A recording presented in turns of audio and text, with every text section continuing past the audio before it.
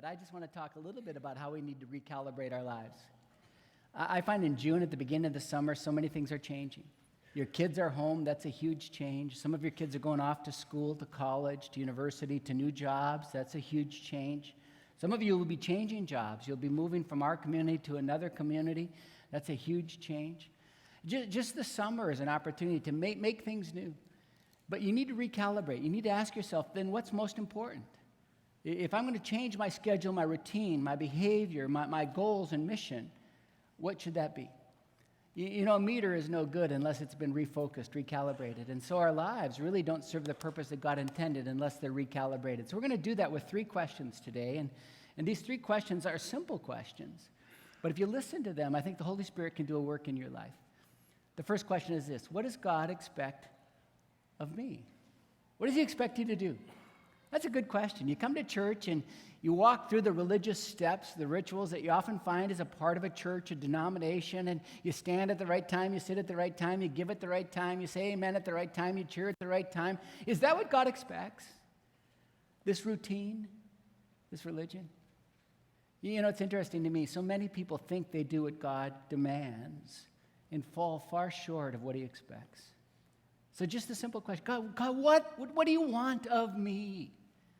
It's interesting, in Luke chapter 10, somebody asked him that question. It was an expert of the law, and he came to test Jesus. Do you think that's a good idea to test Jesus? It's like testing your professor, right? Not a good idea. He thought he was an expert, and he thought he could force Jesus into a corner, get him to say something that might incriminate him or get something that he couldn't. He was trying to build himself up and maybe pull Jesus down a little bit. I don't think his intentions were good. So when he says teacher here, I think it's a little bit of sarcasm. Teacher, what must I do to inherit life, eternal life? I think he thought he knew the answer, and he knew the rituals and the many 153 commands that he had to keep, and he understood what he needed to do. So he asked Jesus, what is it that God demands of me? If you've got this special connection to the Father, tell us what the Father expects. You ever notice when Jesus is asked a question, what he does? Asks another question, right? Very seldom in the Bible does Jesus ever answer a question. He is the answer. So he gives him a question. He says this: if you're the expert, what is written in the law? Good covenant people, where is it written? Where is it written in the law? What is written there? How do you understand it? Tell me what you think the answer is. And the man hits it out of the park. Do you know what the answer is? Do you know? Love God, love others. Simply, what does God expect of you? And this is from 2 different places in the Old Testament, and he answers it correctly. He says, love the Lord your God with all your heart, with all your soul, with all your strength, and with all your mind. And then love your neighbor as yourself. So God, what do you expect of me this summer, the rest of my life? You expect me to love God and love neighbors. Jesus says, you got it. A+. You've answered it rightly. Do this and you will live. Like I think Jesus is saying this with 2 different kind of focuses. Do this and you'll live. In other words, this is really life. If you do this, you will live like you've never lived before. If you love God and that love overflows to other people, you will truly live. But I think he's also saying if you do this, you'll live, but you can't do this. I think in some ways he's saying, if you truly could do this without me, then fine, but you can't. And that's a whole other sermon about how we need a Savior. Because I love God with some of my heart. I love God with some of my mind, with some of my strength. I love the twins, just a little part of me. I love my wife with a lot of me. And sometimes I love things I shouldn't love, and I don't love God. And in those times, I'm not truly living. And that's why I need a Savior. But really simply, it doesn't change this fact. What does God expect you to do? He expects you to love God and to love your neighbor. That's what he expects. So the second question, a simple question: who is my neighbor? The expert in the law wanted to justify himself, and I'll explain what that means. He said, so who's my neighbor? If I'm supposed to love God, I know about that vertical love, but this horizontal love, what does it mean to love my neighbor? Who is my neighbor? Interesting how we answer that question, right? It's not that difficult. We make it so hard.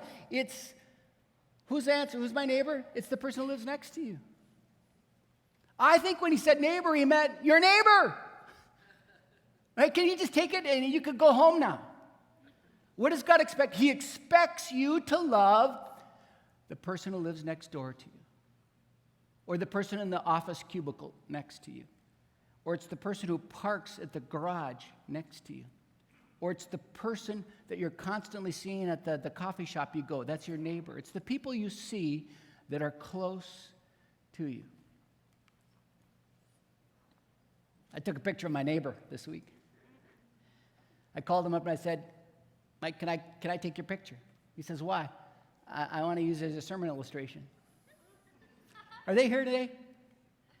I thought they might show up just to see what I was going to do with their picture. And I said, I'm just going to put you up as an example of what my neighbor is. I'm going to ask people, who's your neighbor? Well, this is my neighbor, Mike. I love them.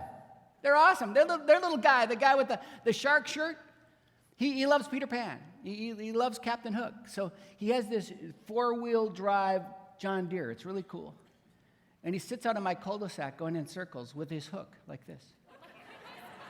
And he's driving with one hand, and he just goes in circles all day long like this. And he gives my granddaughter a ride sometimes, and it's just awesome, right? I love these guys. You know, they love us. They when they moved in, my orange cat, was kind of the neighborhood cat, and they thought he lived in their house because he kept going into their house. And so his name was Milo, so they named their little boy that was just born Milo after our cat. This is my neighbors. I love them. Now, when I think about my neighbors, I've got other neighbors. I've got Spanish-speaking neighbors right next to me. I've got a Hmong family right next to me that are raising chickens. They're amazing. I've got some Lutherans around me. That's a harder thing to love, but I'm working on it. And I just have discovered to love neighbors is just really awesome. Now, you know who taught this to me? My daughter. My daughter moved into my house a couple years ago. Difficult, I can explain the story sometime. Moved into my house, and she loves my neighbors. She brings them to our house, their dogs into our home. They're on our deck all the time. They're eating my food. It's awesome. She has shown me what it means to love my neighbor. So here's my concern. Sometimes your neighbors don't look so normal, okay? Sometimes they change. But my concern is this: do you really love your neighbor? Do you do what God expects? Do you even know their names? One of the first tasks is to go around and get the names of your neighbors. And maybe you give the cards that our students are selling for Alaska, and give all your neighbors one. And it costs you some money, but give them one. Or maybe it's inviting them to the park today. And I just want to say, I've got about 1,000 of those little cards, invitations. Why don't you go to your neighbors today and say, you want a free meal? Come on out. There's no offering, just come. And maybe learn your neighbor's name. You know, it's time to do that because that's what God expects. Now, it's interesting. The teacher of the law did this. In a Jewish culture, you learn to love your neighbors. They understood. We're in this together. Our clans, our groups, they loved other Jewish people, and they loved the people around them. So when he heard this, he's expecting Jesus to say, and you do this so well. What God expects is for you to love your neighbor, and you do that. And I need to say today in the church, we don't do that. It's just my concern. I'm just going to make a judgment. If you and I did just this, the kingdom of God could not be stopped if you just loved your neighbors. So please help me with that. The second concern is this: but will you love the person who's far from you, the person who's not near you, a neighbor? Could you love a person who might live next to you, but that is so different from you? That's a challenge. You see the neighbor, the typical person, the same color of skin, the same age group, the same number of kids, with the same problems about money, and that's easy to love people like us. But what about the people that are not like us, or the people that don't like us? Can you love them? You see, Jesus really talks about that. He says in the remainder, Luke chapter 10 is the story of the Good Samaritan. That's where it's leading. Instead of read it, let's listen to it. Let's watch it. This teaches us that we should love our neighbor. But who is my neighbor? To help his disciples answer this question, Jesus shares the parable of the Good Samaritan. A man is robbed, beaten, and left on the side of the road. Even though he clearly needs help, two religious leaders pass him by without even looking at him. Finally, a Samaritan, someone from another town entirely, is moved by compassion to stop and give the injured man the help he needs. The Samaritan carries him to an inn and even promises to stop back during his journey home and repay the innkeeper for any additional expense necessary to help the man. This story was told a long time ago, but it's still very important even today. So who's your neighbor? The person that lives right next to you, but also the person who's far from you, the Samaritan. It's interesting, there's no word Good Samaritan in the text. And when we speak the word Good Samaritan, a Jew would say, good? There's nothing good about a Samaritan. Nothing good about Romans or Samaritans. There's nothing good about them. You see, Jesus had the expert in the law because though he loved his neighbor who was like him, he didn't love like a neighbor who was unlike him, the Samaritan. So the question I would ask, who is the Samaritan? First of all, knowing your neighbors, loving them, but knowing who your Samaritans are. It's people who dress different than you.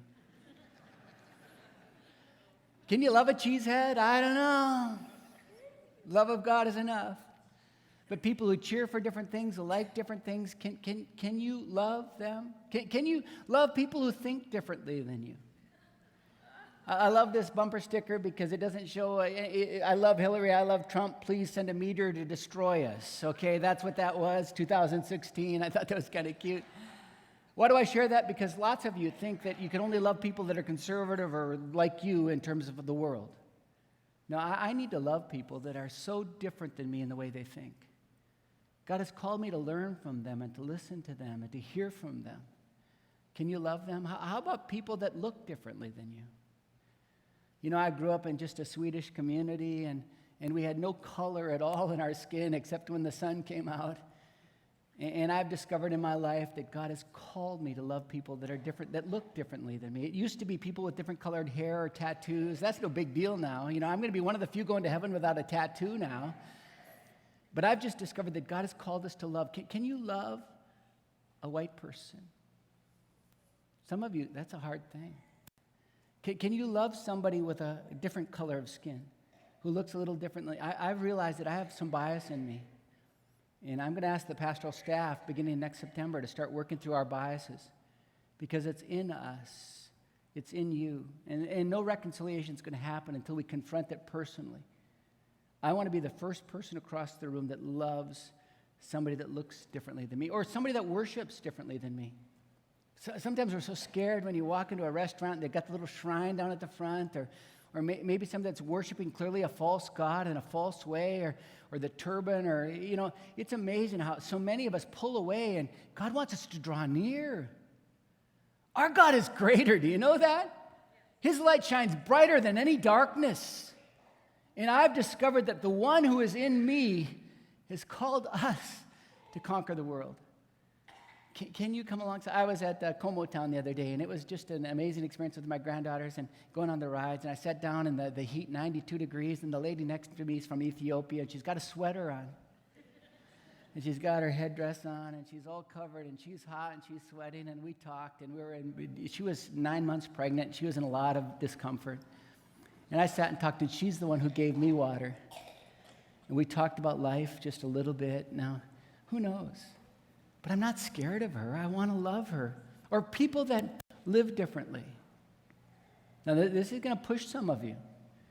Again and again, people come and say, what do we believe about this whole movement, this gender identity issue, and all these people? And I've got somebody in my backyard that's just moved in, they're gay or they're a lesbian, or what about this and about that?